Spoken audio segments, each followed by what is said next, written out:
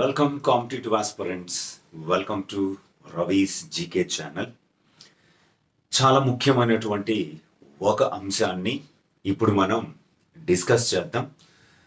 Ravi's GK ఛానల్ని share చేయండి, subscribe చేసుకోండి, లైక్ కామెంట్ తప్పకుండా చేయండి. అలాగే ఖచ్చితంగా డైలీ కరెంట్ అఫైర్స్ వస్తాయి మీకు, లేట్ అయినా, ఎందుకంటే నేను దాన్ని రెడీ చేసుకోవాలి, నాకున్న పనులు నేను చూసుకోవాలి. కాబట్టి డెఫినెట్గా మీకు డైలీ కరెంట్ అఫైర్స్ వస్తాయి. దాన్ని మీరు కంగారు పడాల్సిన అవసరం ఏమీ లేదు. వీడియోస్ని చివరి వరకు చూడండి. ఇది మీకు ప్రస్తుత పరిస్థితుల్లో ఉపయోగపడకపోవచ్చేమో, కానీ పరీక్ష అయిన తర్వాత తెలుస్తుంది మనం చేసే డైలీ కరెంట్ అఫైర్స్ అనేవి ఎంత వాల్యుబులో అనేది. కాబట్టి ఖచ్చితంగా షేర్ చేయండి, సబ్స్క్రైబ్ మాత్రం తప్పకుండా చేసుకోండి. వీడియోస్ని మాత్రం చివరి వరకు చూడండి. ఏ అంశంలోంచైనా ప్రశ్న రావడానికి ఎక్కువ ఛాన్సెస్ ఉన్నాయి. కాబట్టి ఈ వీడియోలో ఒక ఇంపార్టెంట్ స్పోర్ట్ కరెంట్ అఫైర్ని డిస్కస్ చేద్దాం. అందులో మనకి యుఎస్ ఓపెన్ 2024, యుఎస్ ఓపెన్ 2024 ఒక క్యాలెండర్ సంవత్సరంలో 4 ప్రధానమైనటువంటి గ్రాండ్ స్లామ్ టోర్నమెంట్లు జరుగుతాయి. గ్రాండ్ స్లామ్ అంటే మనందరికీ తెలిసిందే, టెన్నిస్కి సంబంధించినటువంటి ఒక పదం. ఈ గ్రాండ్ స్లామ్లో ఒక క్యాలెండర్ సంవత్సరంలో వరుసగా చూసుకుంటే Australian open, French open, Wimbledon, US open, అంటే గ్రాండ్ స్లామ్లో ప్రధానంగా మేజర్ టైటిల్స్లో ఇది చివరి గ్రాండ్ స్లామ్ టోర్నమెంట్ లేదా 4వ గ్రాండ్ స్లామ్ టోర్నమెంట్. ఈ యుఎస్ ఓపెన్ 144వ యుఎస్ ఓపెన్ 2024లో జరిగింది. ఇది 144వ యుఎస్ ఓపెన్. ఈ 144వ యుఎస్ ఓపెన్ ఆగస్టు 26న ప్రారంభమయ్యి సెప్టెంబర్ 8తో పూర్తవడం జరిగింది. సెప్టెంబర్ 8, ఆగస్టు 26 నుండి సెప్టెంబర్ 8 వరకు సుమారుగా 14 రోజుల పాటు ఈ యుఎస్ ఓపెన్ జరిగింది. ఈ యుఎస్ ఓపెన్కి మొత్తంగా మనకి నగదు బహుమతిగా 75,000 లేదా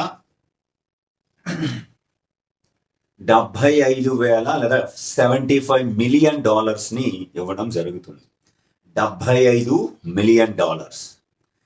ఈ యుఎస్ ఓపెన్ టైటిల్ మనకి చాలా ఇంపార్టెంట్. హార్డ్ కోర్ట్లో జరుగుతుంది. హార్డ్ కోర్ట్ అంటే కాంక్రీట్తో తయారు చేయబడినటువంటి కోర్ట్ అని అర్థం. ఈ యుఎస్ ఓపెన్ అనేది ఎక్కడ జరుగుతుంది అంటే న్యూయార్క్లో జరుగుతుంది. అమెరికాలోని New York, land of sky scrapers, ఆకాశ హార్మ్యాల నగరం అంటారు. బిగ్ యాపిల్, న్యూయార్క్ ని బిగ్ యాపిల్ అని కూడా పిలుస్తారు. ఈ న్యూయార్క్ లో జరుగుతుంది. అయితే ప్రధానంగా యుఎస్ ఓపెన్ లో 5 కేటగిరీస్ మనకి చాలా ఇంపార్టెంట్ అయినటువంటి అంశాలు, విజేతలు, విన్నర్స్ పరంగా తీసుకుంటే. అయితే సింగిల్స్ విజేతకి $3,600,000 నగదు బహుమతిగా ఇస్తారు. అది పురుషుల సింగిల్స్ అయినా మహిళల సింగిల్స్ అయినా. అంటే మన ఇండియన్ కరెన్సీలో తీసుకుంటే సుమారుగా 30 కోట్ల రూపాయలు. అలాగే డబుల్స్ విన్నర్స్ కి $750,000 ఇవ్వడం జరుగుతుంది. $750,000 అంటే మన ఇండియన్ కరెన్సీలో 6 కోట్లు. అయితే ఇక్కడ 5 కేటగిరీస్ చాలా ఇంపార్టెంట్ అని చెప్పుకున్నాం కదా. అందులో పురుషుల సింగిల్స్, మహిళల సింగిల్స్, పురుషుల డబుల్స్, మహిళల డబుల్స్, మిక్స్డ్ డబుల్స్ అనేవి 5 చాలా కీలకమైనటువంటి.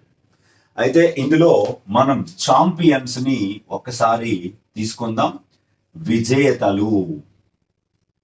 విజేతలు అందులో ఫస్ట్ మనం పురుషుల సింగిల్స్, అంటే సింపుల్ గా మనం మెన్స్ సింగిల్స్ అని అంటారు.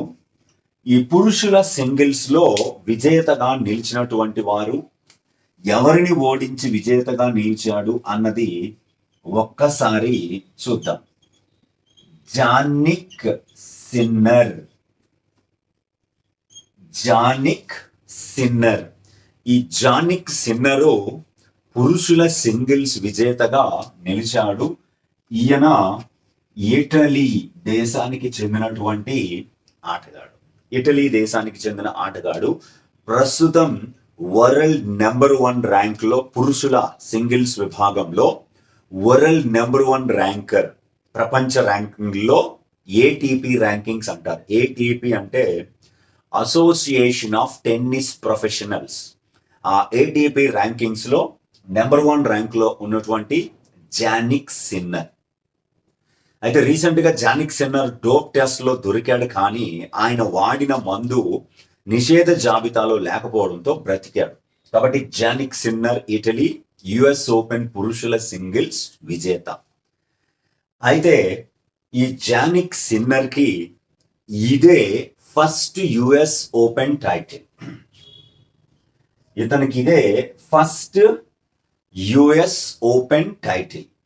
అయితే ఇంకొక కీలకమైన అంశం ఏమిటంటే జానిక్ సిన్నర్ కి ఈ యుఎస్ ఓపెన్ వావరాలుగా సెకండ్ మేజర్ టైటిల్. ఇందాక చెప్పాను కదా 4 మేజర్ టైటిల్స్ లో ఇది ఈయనకి రెండవది జానిక్ సిన్నర్ కి. ఈ సంవత్సరమే 2024 ఆస్ట్రేలియన్ ఓపెన్ ని కూడా జానిక్ సిన్నర్ గెలుపొందడం జరిగింది. 2024లో ఆస్ట్రేలియన్ ఓపెన్, 2024లో యుఎస్ ఓపెన్. ఇక ట్విస్ట్ ఏమిటంటే ఆస్ట్రేలియన్ ఓపెన్ హార్డ్ కోర్ట్ లోనే జరుగుతుంది, యుఎస్ ఓపెన్ హార్డ్ కోర్ట్ లోనే జరుగుతుంది. 2 హార్డ్ కోర్ట్ టోర్నమెంట్స్ ని ఒకే సంవత్సరం గెలిచిన ఫస్ట్ ఇటాలియన్ గా కూడా చరిత్ర సృష్టించడం జరిగింది. అలాగే ఓవరాల్ గా జానిక్ సిన్నరు యుఎస్ ఓపెన్ టైటిల్ ని గెలిచిన తొలి ఇటలీ క్రీడాకారుడు, first Italian men to win the US Open title. ఇది కూడా చాలా ఇంపార్టెంట్. జానిక్ సిన్నర్ ఎవరిని ఓడించి ఈ జానిక్ సిన్నర్ ఈ టైటిల్ ని గెలుపొందాడంటే టేలర్ ఫ్రిడ్జ్ పరాజిత.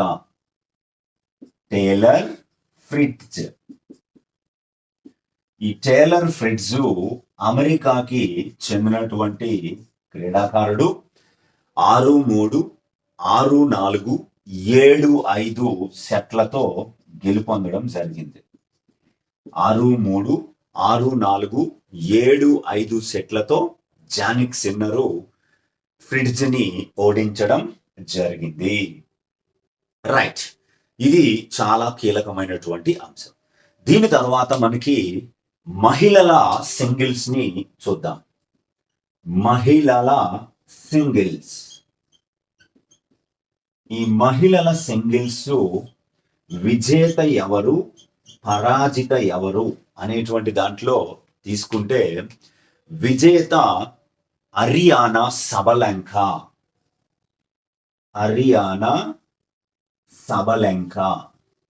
ఈ అరియానా సబలెంకా బెలారస్ అనే దేశానికి చెందినవారు, కానీ ఈమెని న్యూట్రల్ గానే ట్రీట్ చేస్తున్నారు. ఎందుకంటే రష్యా ఉక్రెయిన్ పైన దాడి, ఆ రష్యాకి బెలారస్ సహకరించడం, చాలా స్పోర్ట్స్ ఏజెన్సీలు రష్యాని బెలారస్ ని సస్పెండ్ చేయడంతో ఈమెని న్యూట్రల్ సిటిజన్ గా తీసుకుంటారు. కానీ ఈమె బెలారస్ దేశానికి చెందినటువంటి వారు. అరియానా సబలెంకా ఎవరిని ఓడించారు ఫైనల్ అంటే జెస్సికా పెగులా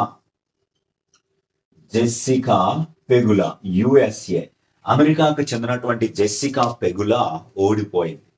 7-5, 7-5 సెట్ల తేడాతో అరియానా సబలెంకా బెలారస్ కి చెందినటువంటి ఈమె జెస్సికా పెగులాని ఓడించడం జరిగింది.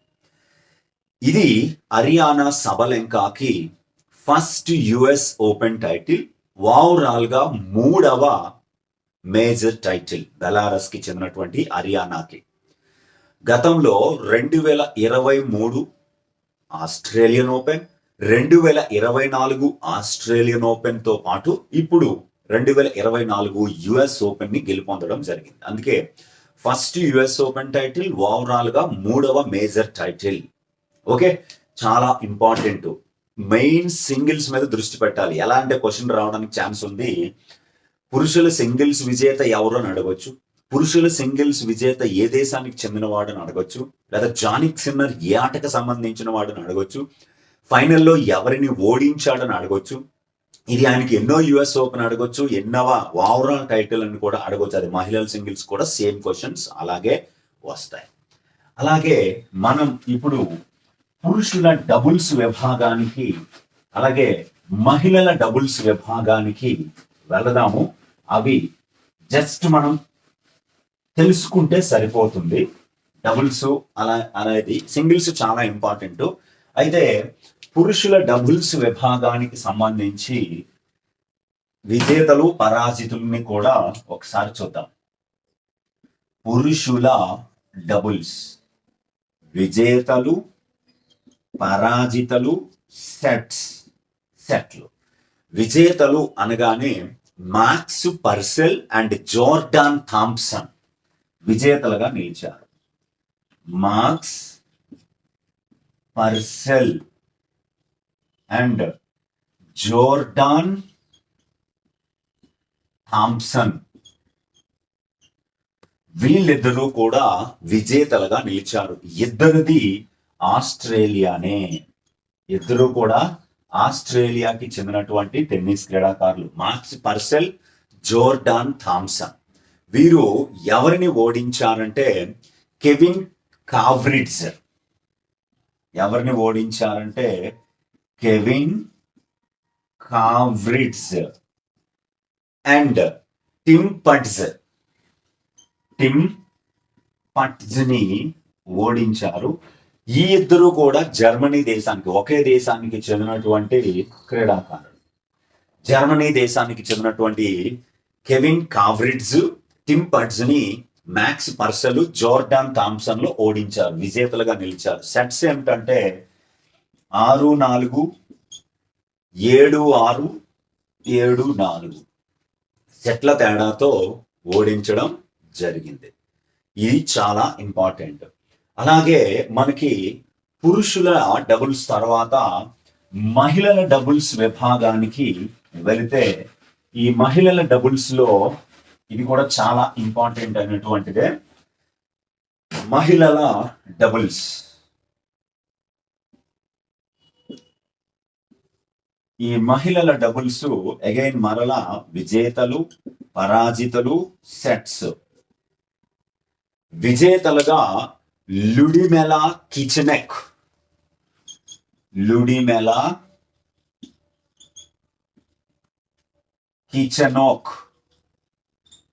ఈ లుడిమెలా కిచెనోక్ ఉక్రెయిన్ కి చెందినటువంటి క్రీడాకారిణి, ఉక్రెయిన్. అలాగే జెలీనా ఓస్టాపెంకో విజేత, రెండో విజేత జెలీనా ఓస్టాపెంకో. ఈ జెలీనా ఓస్టాపెంకో లాత్వియా దేశానికి చెందినటువంటి క్రీడాకారిణి. లాత్వియా. మహిళల డబుల్స్ లో లుడిమెలా కిచెనోక్ ఉక్రెయిన్, జెలీనా ఓస్టాపెంకో లాత్వియా. వీరిద్దరూ ఎవరిని ఓడించారంటే క్రిస్టినా మ్లెదనోవిక్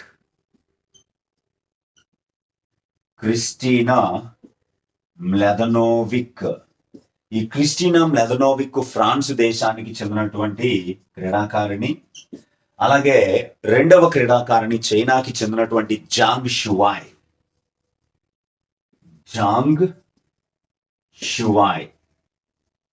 చైనా. వీరిద్దరూ ఓడిపోయారు. సెట్స్ ఏమిటంటే 6-4, 6-3 సెట్ల తేడాతో ఓడిపోవడం జరిగింది. అలాగే లాస్ట్ కేటగిరీ మనకి mixed doubles category. Mixed doubles ఈ మిక్స్డ్ డబుల్స్ అనగానే మనం సింపుల్ గా ఒక మెన్ ప్లేయరు ఒక ఉమెన్ ప్లేయరు ఒక జట్టుగా ఆడేదాన్ని మిక్స్డ్ డబుల్స్ అంటారు. ఈ మిక్స్డ్ డబుల్స్ లో విజేతగా సారా ఎరానీ అండ్ ఆండ్రియా వ్యావస్సోరి, విజేతలుగా సారా ఎరానీ అండ్ ఆండ్రియా వ్యావస్సోరి, ఇద్దరిది కూడా ఇటలీనే. సారా ఎరానీ, ఆండ్రియా వ్యావస్సోరి ఇటలీ, ఇద్దరు ఇటలీకి చెందినటువంటి వారు. పరాజితులుగా టైలర్ రన్నరప్స్ టేలర్